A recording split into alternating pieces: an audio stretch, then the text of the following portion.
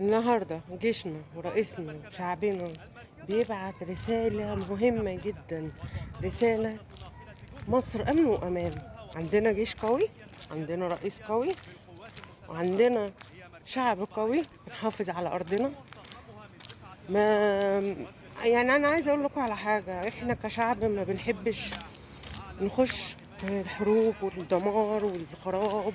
احنا شعب كده عندنا قوتنا في وحدتنا وفي ثباتنا وفي دماغنا ازاي نقدر نحافظ على بلدنا.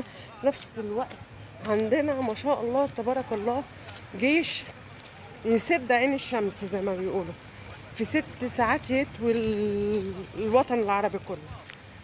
بس جيش رشيد، رئيس بيفكر، جيش قوي، شعب بيحب الأمن والأمان وبيحب العمار، ما بيحبش الخراب.